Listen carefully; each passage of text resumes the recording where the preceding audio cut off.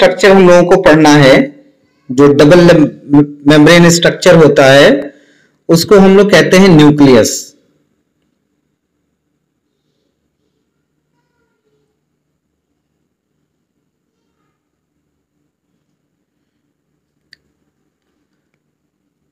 अब जो दूसरा स्ट्रक्चर हम लोगों को पढ़ना है वो है न्यूक्लियस। न्यूक्लियस क्या होता है?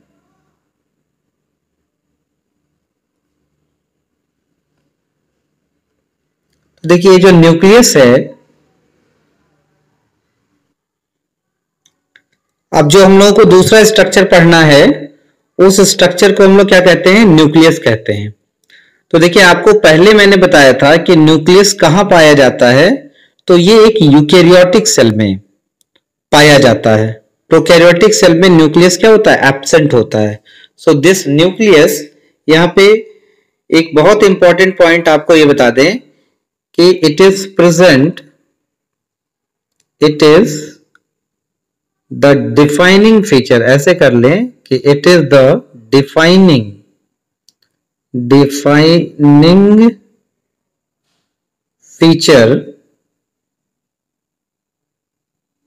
feature of eukaryotic cell। Eukaryotic cell, ये यूकैरियोटिक सेल का क्या है? डिफाइनिंग फीचर है।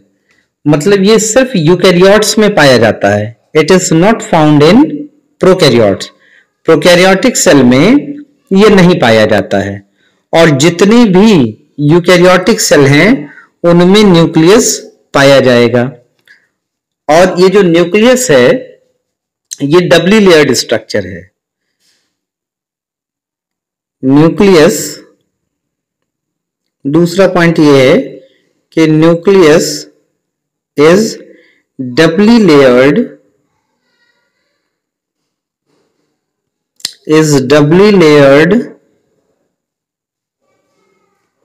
structure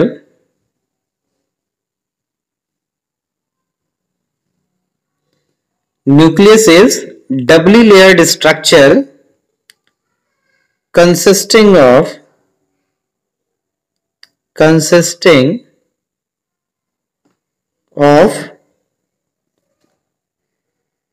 two types of nuclear membrane।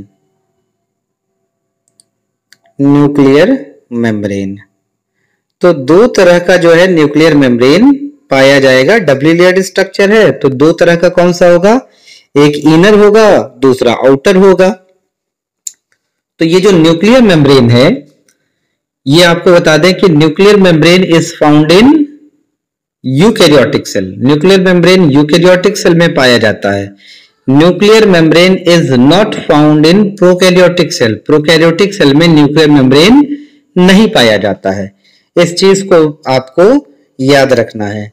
तो ये देखिए, जो दो तरह का जो न्यूक्लियर मेम्ब्रेन होगा, अगर हम न्यूक्लियर मेम्ब्रेन की अगर बात करें, न्यूक्लियर मेम्ब्रेन, अब देखिए ये जो न्यूक्लियर मेम्ब्रेन है, इस न्यूक्लियर मेम्ब्रेन का दूसरा नाम भी होता है। तो इसको हम लोग कैरियोथीका कहते हैं। कैरियोथीका भी कहते हैं, कैरियोथीका। इसी को कैरियोलिमा भी कहते हैं, कैरियोलिमा भी कहते हैं।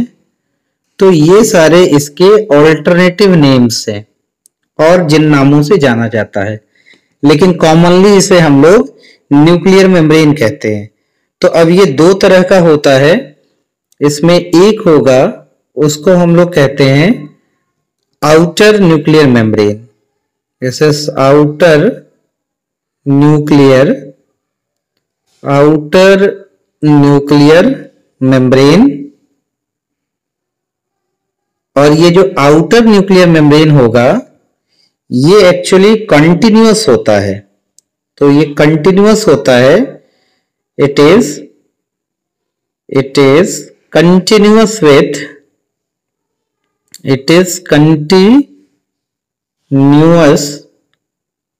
with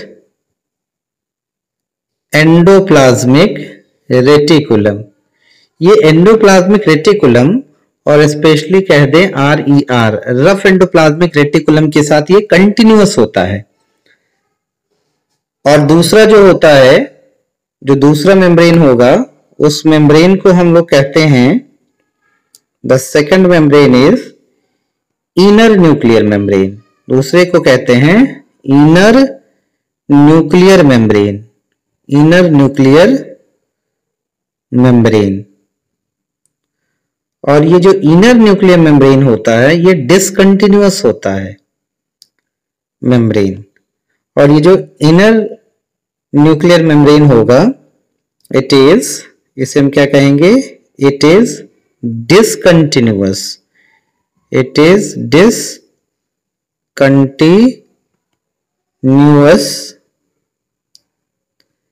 एंड इज, और क्या होता है, इंटरप्टेड होता है, and is interrupted by, and is interrupted by, किस चीज से होता है, तो वो इंटरप्टेड होता है न्यूक्लियर पोर्स से, nuclear pores.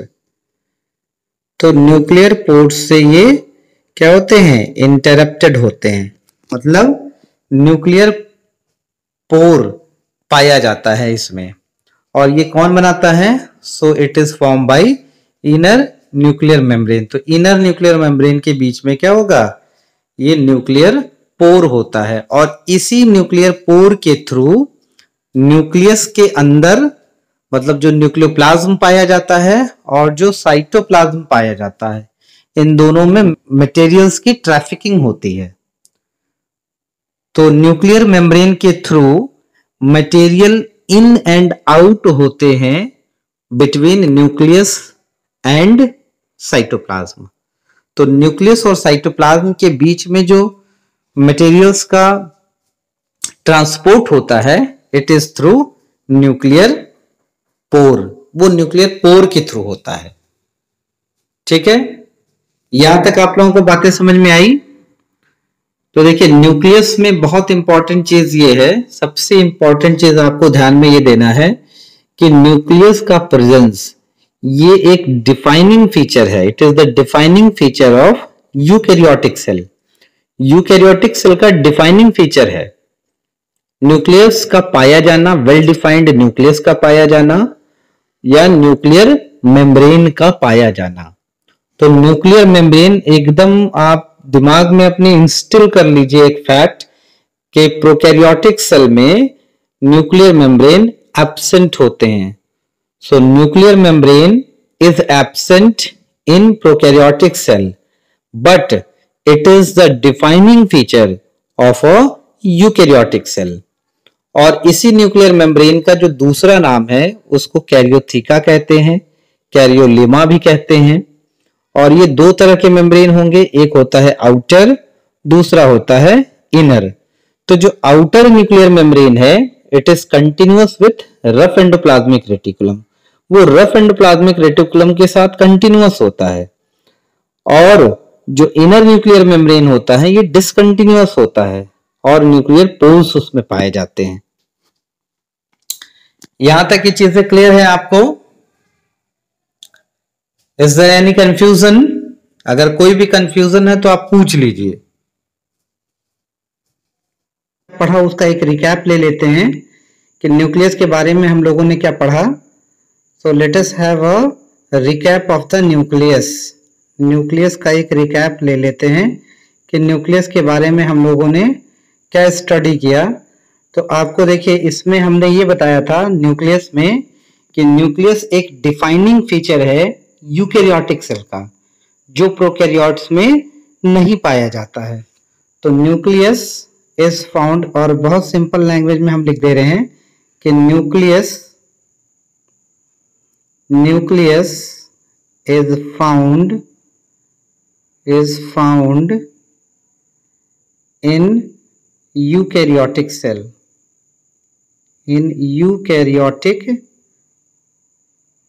in eukaryotic cell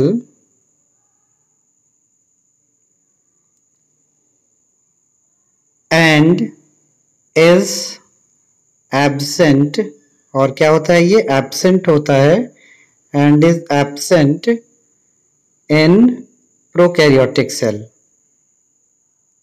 prokaryotic cell, तो ये प्रोकैरियोटिक सेल में न्यूक्लियस जो है वो एब्सेंट होता है, बट यूकैरियोट्स में न्यूक्लियस प्रेजेंट होता है। तो presence of nucleus is the defining feature of a eukaryotic cell, of an eukaryotic cell.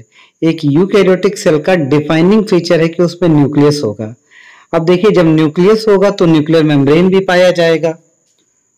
तो इस तरह से हम दूसरे तरह से ये कह सकते हैं कि nuclear membrane, this nuclear membrane, दूसरे तरह से ये कह सकते हैं कि न्यूक्लियर मेम्ब्रेन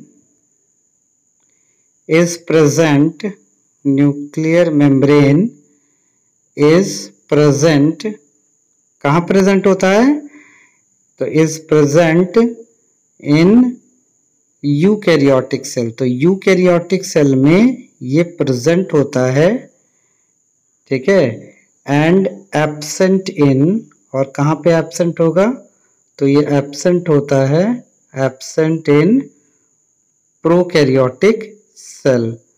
ये प्रोकैरियोटिक सेल में, प्रोकैरियोटिक सेल, ठीक है, में जो है ये एब्सेंट होता है। तो ये, और आपको बताया था कि न्यूक्लियस क्या होता है, वो डबली लेयर्ड स्ट्रक्चर होता है। एक आउटर मेम्ब्रेन होता है, इनर मेम्ब्रेन होता है। तो इसमें हमने दूसरी चीज जो आपको ये बताई थी कि दिस न्यूक्लियस, न्यूक्लियर मेम्ब्रेन के बारे में आपको ये बताया था कि दिस न्यूक्लियर मेम्ब्रेन, ये जो न्यूक्लियर मेम्ब्रेन है, ठीक है, this nuclear membrane is doubly layered, doubly layered होता है, डबली लेयर्ड। डबली लेयर्ड का मतलब आपको बताया था कि 2 लेयर्स होती हैं, 2 मेम्ब्रेन्स इसमें होती हैं। तो एक होता है, एक को हम लोग कहते हैं आउटर न्यूक्लियर मेम्ब्रेन, एक को हम लोगों ने कहा था आउटर न्यूक्लियर मेम्ब्रेन, इसको कहा था, ठीक है, एक को कहा था आउटर न्यूक्लियर मेम्ब्रेन, और दूसरे को हम लोगों ने क्या कहा था, वो कहा था इनर न्यूक्लियर मेम्ब्रेन। दूसरे को कहा था inner nuclear membrane, nuclear membrane. तो ये जो है दो मेम्ब्रेन होती है डबली लेयर्ड, इसीलिए इसको कहा। तो एक आउटर हो गया, दूसरा इनर हो गया, और ये जो आउटर है, दिस आउटर, ये इसको कहा था क्या कि इट इज कंटिन्यूअस विथ, ये जो आउटर होता है इट इज कंटिन्यूअस विथ, ये किससे कंटिन्यूअस होता है, तो it is continuous with rough endoplasmic reticulum, ये रफ एंडोप्लाज्मिक रेटिकुलम के साथ कंटिन्यूअस होता है। और जो इनर न्यूक्लियर मेम्ब्रेन होता है उसको हमने क्या कहा था कि इट इज डिसकंटिन्यूअस। ये क्या होता है, इट इज डिसकंटिन्यूअस, ये डिसकंटिन्यूअस होता है, ठीक है, एंड इज इंटरप्टेड बाई, और किससे इंटरप्टेड होता है, एंड इज इंटरप्टेड बाई, अभी कल ही आपको बताया है किससे इंटरप्टेड होता है, interrupted by nuclear pore, nuclear pore. तो न्यूक्लियर पोर से ये इंटरप्टेड होता है। तो इस तरह से न्यूक्लियर पोर को हम कैसे डिफाइन करेंगे, अगर हम न्यूक्लियर पोर को डिफाइन करना चाहें तो ये कह सकते हैं कि न्यूक्लियर पोर को कैसे डिफाइन करेंगे कि nuclear pore is a perforation in nuclear membrane. तो यहाँ पे देखिए, इसको हम लिखना चाहेंगे कि न्यूक्लियर पोर के बारे में लिखेंगे कि न्यूक्लियर पोर क्या होता है। दिस न्यूक्लियर पोर इज, ये क्या होता है, इज परफोरेशन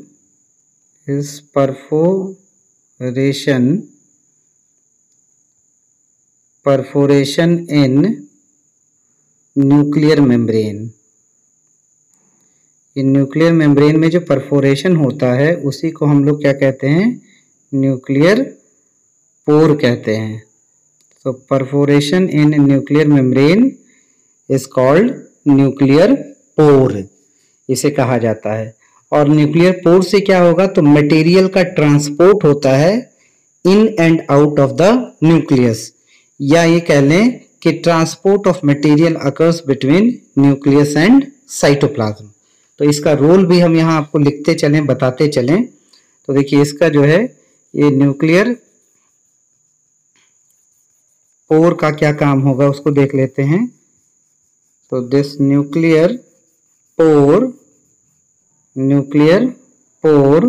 ये न्यूक्लियर पोर क्या करेगा, nuclear pore helps in transport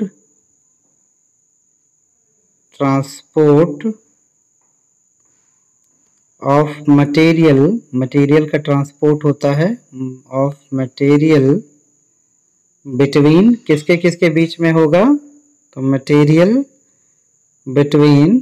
तो nuclear pore helps in transport of nuclear material between, किनके बीच में मटेरियल का ट्रांसपोर्ट होगा, तो बिटवीन न्यूक्लियस कह लें, या न्यूक्लियस के अंदर पाए जाने वाला न्यूक्लियोप्लाज्म कह लें, प्लाज्म एंड साइटोप्लाज्म,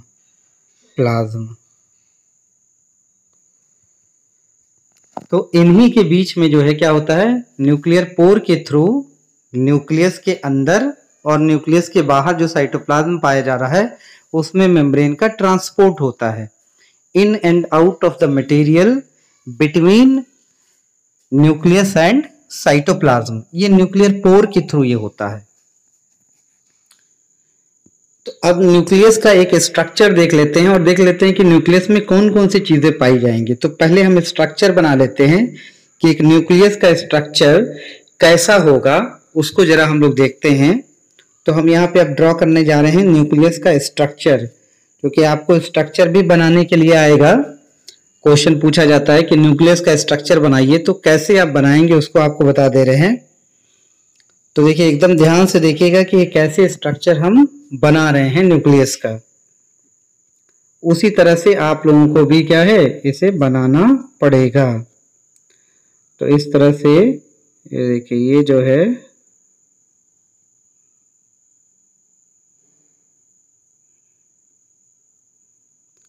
ये ऐसे हम स्ट्रक्चर बना रहे हैं।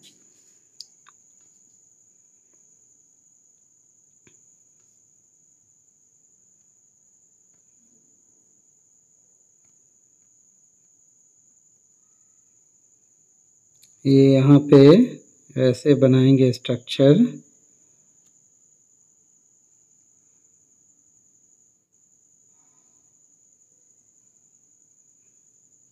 ऐसे जो है ये स्ट्रक्चर ये होगा।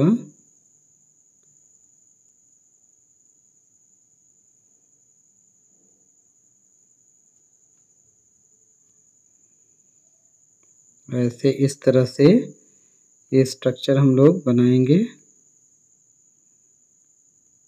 बहुत ध्यान से एकदम देखिए कि एक स्ट्रक्चर कैसे बना रहे हैं। ऐसे ही स्ट्रक्चर क्या है, ये आपको भी बनाना पड़ेगा।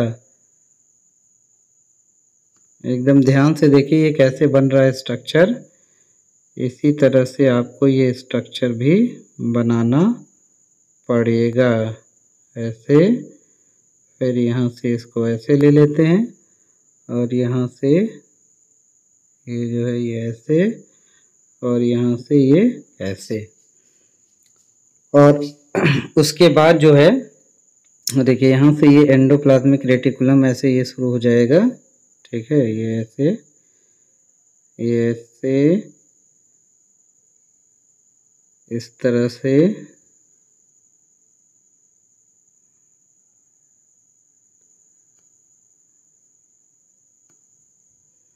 ऐसे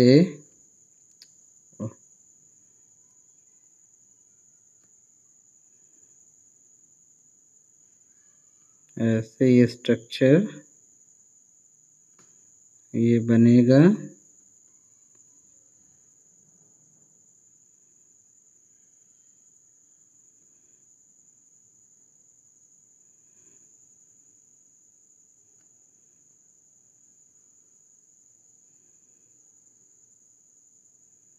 ये ऐसे,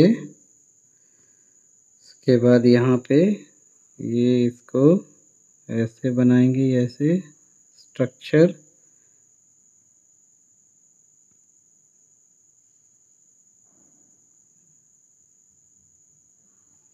ये ऐसे स्ट्रक्चर,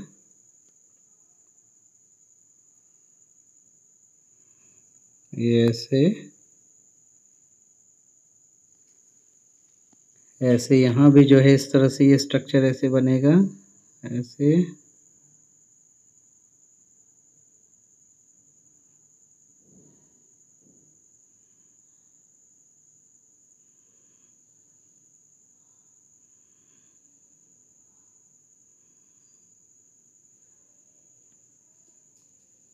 ये ऐसे न्यूक्लियस का स्ट्रक्चर है और इसमें देखिए ये स्टडेड होते हैं राइबोसोम से, तो ऐसे इसको राइबोसोम यहाँ पे स्टडेड कर दे रहे हैं। एंडोप्लाज्मिक रेटिकुलम है ना, तो ये एंडोप्लाज्मिक रेटिकुलम क्या है, ये राइबोसोम ऐसे स्टडेड होते हैं। यहाँ पे देखिए ऐसे स्टडेड है, ब्लैक कलर से हम इसको बना रहे हैं राइबोसोम्स को, तो ऐसे these are studded with ribosomes. ऐसे ये राइबोसोम हो गए। इसके बाद देखिए इसके अंदर जो है वो न्यूक्लियोप्लाज्म इस तरह से हम ड्रॉ कर लें, अगर इसको बना लें, देखिए ऐसे जो है ये ऐसे ये न्यूक्लियोप्लाज्म ऐसे रहेगा, ये पूरा ऐसे न्यूक्लियोप्लाज्म। और इसी में क्या है, ये ऐसे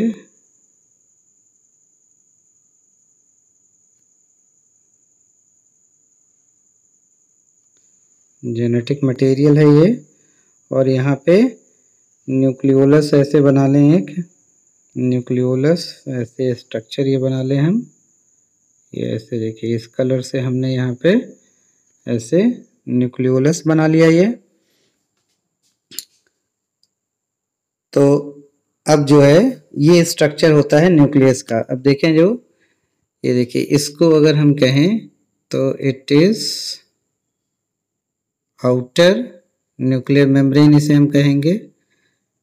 दिस इज आउटर न्यूक्लियर और ये मेम्ब्रेन,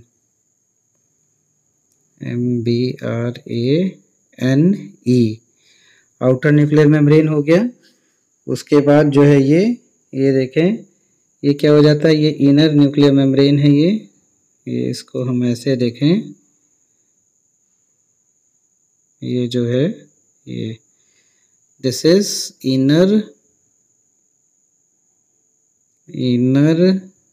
न्यूक्लियर और ये मेम्ब्रेन हो गया, ठीक है। इनर न्यूक्लियर मेम्ब्रेन ये हो गया। और यहाँ पे देखें इसको हम इन दोनों को अगर हम मिला लें, इन दोनों को ऐसे, तो ये दोनों को हम क्या कहेंगे, इन दोनों को हम लोग कहेंगे, ठीक है। यहाँ पे इन दोनों का नाम हम दे दे रहे हैं, इसको क्या कहेंगे, दोनों मिला के है ये, तो इसको हम लोग कहेंगे न्यूक्लियर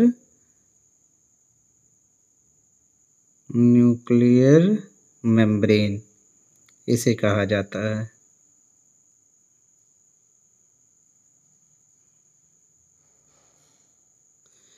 इसे न्यूक्लियर मेम्ब्रेन कहते हैं।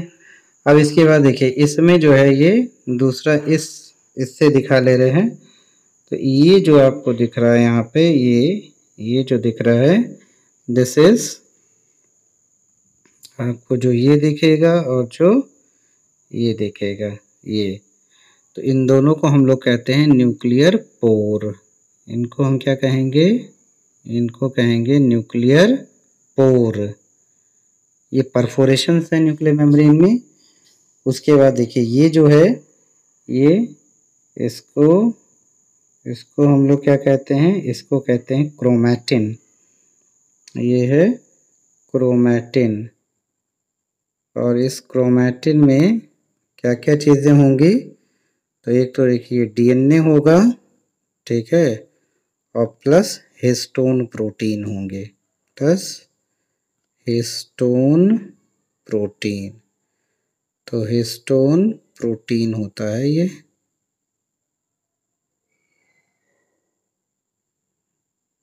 हिस्टोन प्रोटीन होते हैं ये।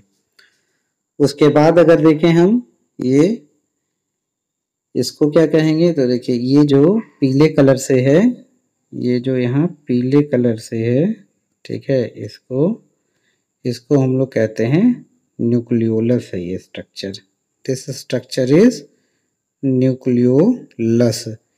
इसे न्यूक्लियोलस कहते हैं इस स्ट्रक्चर को। और इसके अंदर जो ये पाया जाएगा, ये हरे से जो हमने बनाया था वो क्या होता है? न्यूक्लियोप्लाज्म होता है। तो ये जो हरे से देखिए, ये जो ऐसे ऐसे ड्रॉ किया हमने, ये जो आपको ऐसे जो डॉटेड डॉटेड हम ड्रॉ कर रहे हैं, ये क्या है? ये आपके न्यूक्लियोप्लाज्म है इस तरह से, ठीक है। तो ये एक न्यूक्लियस का स्ट्रक्चर होता है। इस तरह से आप न्यूक्लियस का स्ट्रक्चर क्या है? ड्रॉ करेंगे। और ये स्टडेड है जो ब्लैक कलर से है, ये क्या है? ये राइबोसोम्स होते हैं। तो यहाँ पे तो जगह नहीं है इसलिए हम नहीं लिख पा रहे हैं।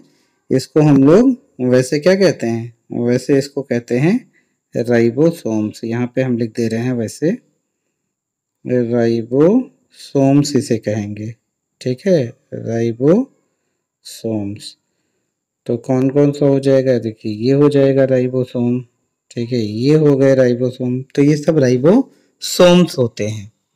यहाँ हमारे पास जगह नहीं है इसलिए थोड़ा हम ऐसे लिखे हैं, लेकिन आपके कॉपी में जगह होगी, वहां पे आप अच्छे से इसकी लेबलिंग कर लीजिएगा, ठीक है। बात आप लोगों को समझ में आई? ये स्ट्रक्चर आप लोगों को समझ में आया? क्योंकि अगर स्ट्रक्चर नहीं समझ में आ रहा तो फिर से पूछ लीजिए, ये एक एक चीज हम आपको बता देंगे। तो यहाँ हमने एक ड्रॉ करके दिखाया आपको कि न्यूक्लियस का स्ट्रक्चर, एक सेपरेट न्यूक्लियस का स्ट्रक्चर हम कैसे बनाएंगे। और उसके बाद ये जो ट्यूबुलर स्ट्रक्चर जो ब्लू कलर से आपको बनाया है मैंने, वो क्या है? वो एंडोप्लाज्मिक रेटिकुलम है, दैट इज ER। तो यहाँ पे हम इसको भी लेबलिंग कर ही दे रहे हैं कि ये क्या है। तो देखिए ये जो है, ये है, ठीक है, ये आपके ये है, ठीक है। इन दोनों को क्या कहते हैं? इन दोनों को कहते हैं RER। इसे हम कहेंगे इसे हम क्या कहेंगे? इसे हम कहेंगे, कलर बदल दे रहे हैं, इसको हम कहेंगे RER, एंडोप्लाज्मिक रेटिकुलम इसे कहते हैं, ठीक है। ये स्ट्रक्चर आप लोगों को समझ में आया? कोई कंफ्यूजन हो तो आप लोग पूछ लीजिए। तो आगे बढ़ें। इसका आप स्क्रीनशॉट भी लेना चाहें तो ले सकते हैं। इसके बाद देखिए, तो अब आपको ये तो स्ट्रक्चर हो गया कि कैसे ड्रॉ करेंगे। अब आपको इसमें हम बताते हैं कि कौन कौन सी चीजें पाई जाती है न्यूक्लियस के अंदर, कौन कौन सी चीजें पाई जाती हैं, उसको यहाँ पे हम आपको लिख दे रहे हैं। तो देखिए जो न्यूक्लियस है, दिस न्यूक्लियस कंसिस्ट ऑफ, यहाँ पे हम लिख रहे हैं न्यूक्लियस कंसिस्ट ऑफ। अब देखिए न्यूक्लियस में क्या क्या चीजें होंगी। तो न्यूक्लियस में दो चीजें होती हैं। एक को तो हम लोग कहते हैं न्यूक्लियर मेम्ब्रेन। एक तो हो जाएगा क्या? न्यूक्लियर मेम्ब्रेन हो जाएगा। Obviously one will be nuclear membrane. एक तो हो गया nuclear membrane, this is one part. और जो दूसरा पार्ट होता है उसको हम लोग कहते हैं न्यूक्लियोप्लाज्म। न्यूक्लियोप्लाज्म कहेंगे, ठीक। या इसी न्यूक्लियोप्लाज्म का दूसरा नाम है कैरियोलिम्फ, इसे कहते हैं कैरियोलिम्फ, इसे कहेंगे, ठीक है। कैरियोलिम्फ भी कहा जाता है इसे। अब देखिए ये जो न्यूक्लियोप्लाज्म है इसमें कौन कौन सी चीजें होंगी, तो दिस न्यूक्लियोप्लाज्म, अब यहाँ पे हम लिख रहे हैं, तो न्यूक्लियोप्लाज्म क्या क्या कंटेन करेगा, तो दिस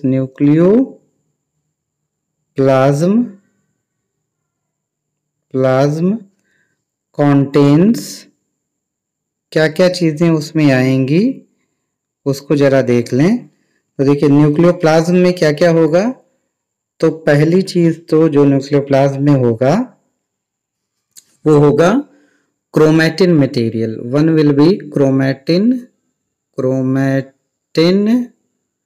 मटेरियल। एक तो इसमें क्रोमैटिन मटेरियल होता है, ठीक है, जो इसमें पाया जाएगा, और दूसरी जो चीज उसमें पाई जाती है वो स्ट्रक्चर है, उसको हम लोग कहते हैं न्यूक्लियोलस कहते हैं। तो ये दो स्ट्रक्चर उसमें पाए जाते हैं, जिसमें से ये जो न्यूक्लियोलस है ये क्या होता है, तो ये स्फेरिकल बॉडी होती है उसके अंदर। अभी हमने देखा गोल स्ट्रक्चर होता है। So this is what how it can be defined as, तो इसे हम कहेंगे कि spherical body. It is what, it is spherical. ये क्या होता है, तो ये स्फेरिकल होता है। It is spherical body present in nucleus में पाई जाने वाली जो स्फेरिकल बॉडी होती है उसे हम क्या कहते हैं, न्यूक्लियोलस कहते हैं। क्रोमैटिन मटेरियल क्या होता है, तो क्रोमैटिन मटेरियल जो है वो न्यूक्लियो प्रोटीन है। क्रोमैटिन मटेरियल क्या है, ये एक न्यूक्लियो प्रोटीन है, मतलब डीएनए हिस्टोन प्रोटीन कॉम्प्लेक्स है। तो यहाँ देखिए इसको जो है हम अगर कहना चाहें कि ये क्या है तो इसको हम कैसे बताएंगे, तो इसको देखिए, इसको ये कहेंगे कि ये जो क्रोमैटिन मटेरियल है, दिस क्रोमैटिन मटेरियल, ठीक है, तो ये क्रोमैटिन मटेरियल क्या है, इसको हम लिखना चाहेंगे कि क्रोमैटिन मटेरियल इज, ये क्या है, ये nucleo protein. It is a nucleo protein, ये न्यूक्लियो प्रोटीन है। It is nucleo protein. Nucleo protein का मतलब ये है कि डीएनए हिस्टोन कॉम्प्लेक्स होता है। This is DNA histone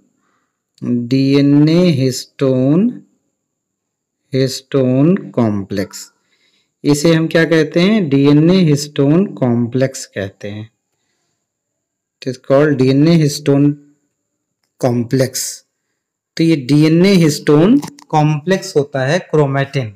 membrane एक ऐसा स्ट्रक्चर है, न्यूक्लियर मेम्ब्रेन क्या है, तो न्यूक्लियर मेम्ब्रेन एक ऐसा मेम्ब्रेन है जो न्यूक्लियस और साइटोप्लाज्म को सेपरेट करता है।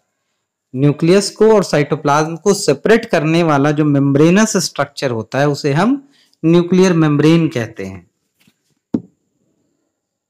तो यहाँ पे देखिए ये हम क्या कहेंगे, तो न्यूक्लियर मेम्ब्रेन है, इसको हम कैसे डिफाइन करेंगे, तो देखिए इसको डिफाइन करेंगे न्यूक्लियर मेम्ब्रेन की मेम्ब्रेनस स्ट्रक्चर। इसे हम क्या कहेंगे, इसे हम लोग कहेंगे मेम्ब्रेनस स्ट्रक्चर। देखिए इसको हम, इसका डेफिनेशन यहाँ ऐसे ले जाते हैं, तो यहाँ पे क्या लिखेंगे, यहाँ पे लिखेंगे मेम्ब्रेनस स्ट्रक्चर, इसको हम लिखेंगे मेम्ब्रेनस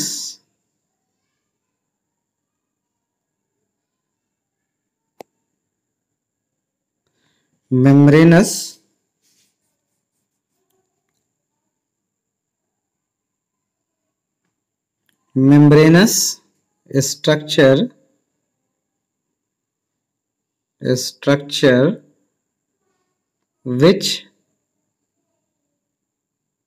separates, जो किसको सेपरेट करता है, which separates nucleus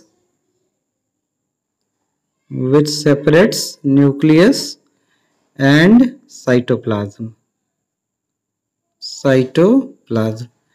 जो न्यूक्लियस और साइटोप्लाज्म को सेपरेट करता है उस स्ट्रक्चर को हम लोग क्या कहते हैं? उस स्ट्रक्चर को हम न्यूक्लियर मेम्ब्रेन कहते हैं। That structure is called as that structure is called, उस स्ट्रक्चर को हम क्या कहते हैं? Nuclear membrane. तो न्यूक्लियर मेम्ब्रेन क्या होता है? ये एक मेम्ब्रेनस स्ट्रक्चर है that separates nucleus and cytoplasm. तो न्यूक्लियस को और साइटोप्लाज्म को सेपरेट करने वाले स्ट्रक्चर को न्यूक्लियर मेम्ब्रेन कहते हैं। और न्यूक्लियर मेम्ब्रेन कहाँ पाया जाता है? तो ये यूकैरियोटिक सेल में पाया जाता है। And this nuclear membrane is absent in prokaryotic cell. ये प्रोकैरियोटिक सेल में ये स्ट्रक्चर नहीं पाया जाएगा। So this structure will not be present in prokaryotic cell. तो यहां तक आप लोगों को बात समझ में आई? कोई ऐसी चीज जो नहीं समझ में आई तो आप पूछ लीजिए, क्योंकि बहुत इंपॉर्टेंट स्ट्रक्चर हम लोग पढ़ रहे हैं, न्यूक्लियस का स्ट्रक्चर। इस न्यूक्लियस को स्ट्रक्चर को बहुत ध्यान से अच्छे से समझना पड़ेगा आपको। ये चीज आप जान लीजिए, अपने दिमाग में बैठा लीजिए। तो देखिए यहाँ पे हमने ये बताया आपको बहुत सिंपल टर्म में, what I told you that nucleus का स्ट्रक्चर तो हम लोगों ने ड्रॉ कर लिया। दूसरी चीज, न्यूक्लियस में कितने कंपोनेंट्स होते हैं, न्यूक्लियस के कितने पार्ट होते हैं। तो न्यूक्लियस में दो चीजें पाई जाती हैं, one is the nuclear membrane and the second one is the nucleoplasm. तो न्यूक्लियर मेम्ब्रेन और न्यूक्लियोप्लाज्म पाया जाता है। न्यूक्लियर मेम्ब्रेन के बारे में आपको बता दिया कि न्यूक्लियर मेम्ब्रेन क्या है। ये एक ऐसा मेम्ब्रेनस स्ट्रक्चर है जो न्यूक्लियस और साइटोप्लाज्म को सेपरेट करता है। उसके बाद दूसरी चीज इसमें पाई जाती है, वो है न्यूक्लियोप्लाज्म। न्यूक्लियोप्लाज्म क्या होता है तो उसको भी जरा डिफाइन कर देते हैं हम कि व्हाट इज न्यूक्लियोप्लाज्म। तो देखिए जो न्यूक्लियोप्लाज्म होता है वो न्यूक्लियस के अंदर पाया जाने वाला सेमी ट्रांसपेरेंट लिक्विड जो होता है, मतलब न्यूक्लियस के अंदर the semi transparent liquid present inside nucleus is known as nucleoplasm. उसे हम न्यूक्लियोप्लाज्म कहते हैं।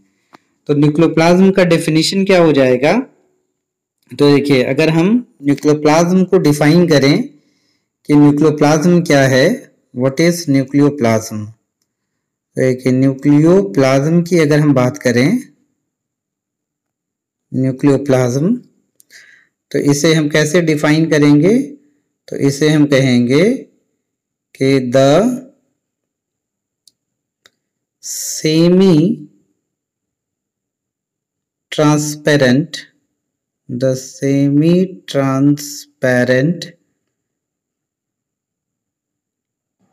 liquid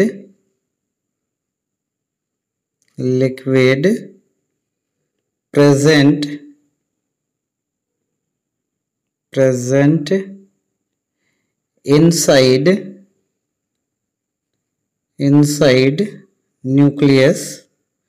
न्यूक्लियस के अंदर पाया जाएगा, इनसाइड न्यूक्लियस इज कॉल्ड,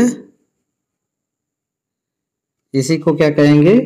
इसी को कहते हैं न्यूक्लियोप्लाज्म। न्यूक्लियोप्लाज्म आपको बताया। और अभी हमने बताया आपको कि न्यूक्लियोप्लाज्म में क्या क्या दो चीजें पाई जाती हैं। एक को हम लोग कहते हैं न्यूक्लियोलस, एक को कहते हैं न्यूक्लियोलस।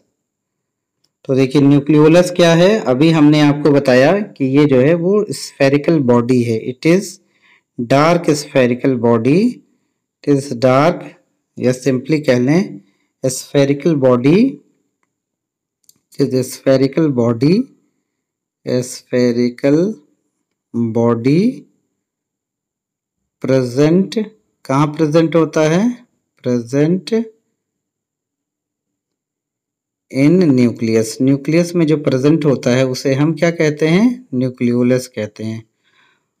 और ये न्यूक्लियोलस जो है इट इज कॉल्ड, इसे क्या कहते हैं? तो called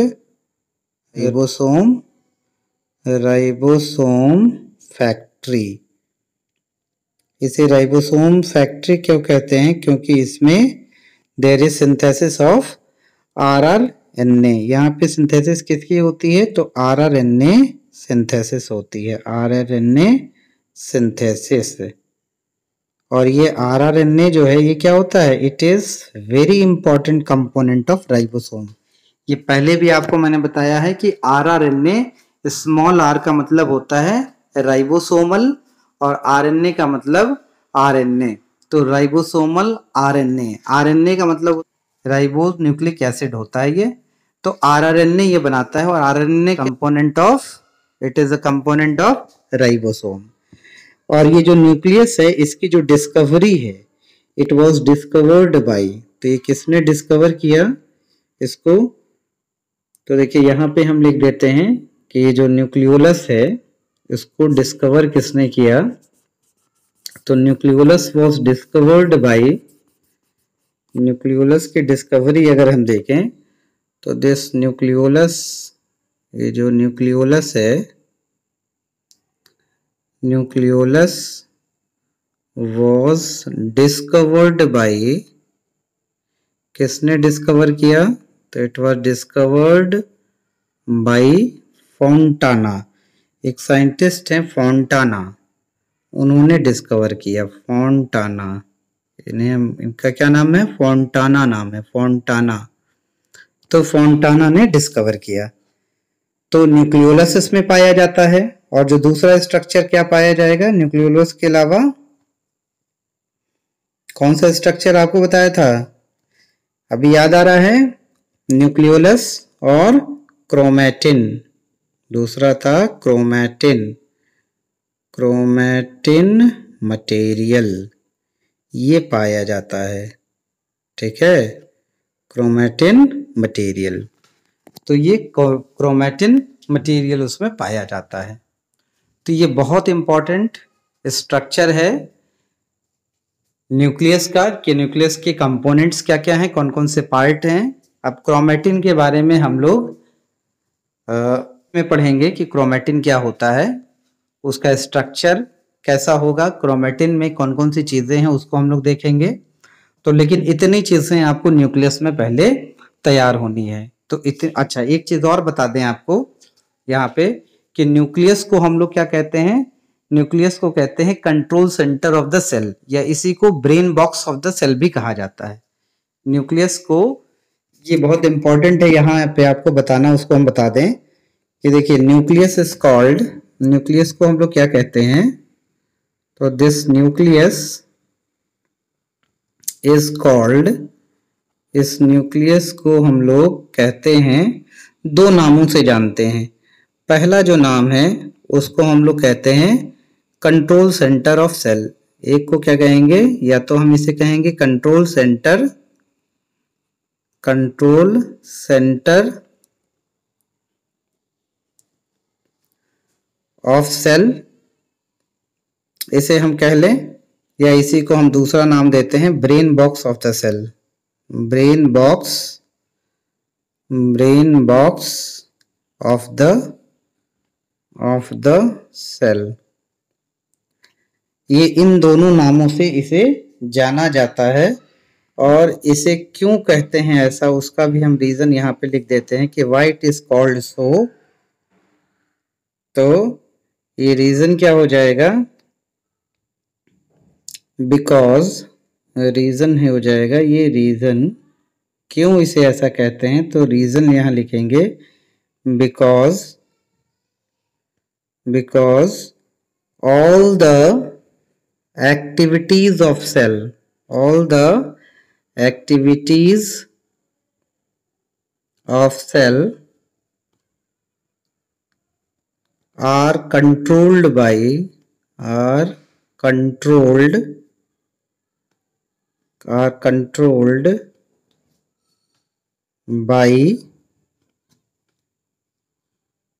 nucleus due to presence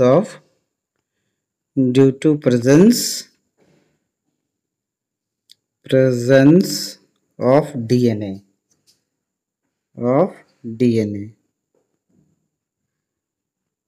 DNA के प्रेजेंस होने की वजह से इसे कहा जाता है डीऑक्सीराइबोस न्यूक्लिक एसिड। इसे क्या कहते हैं? Deoxy ribose nucleic acid, nucleic acid इसे कहा जाता है, DNA, deoxy ribose nucleic acid. तो आप सभी लोगों को चीजें समझ में आ गई? कोई ऐसी चीज जो नहीं समझ में आई? जो न समझ में आया हो आप पूछ लीजिए।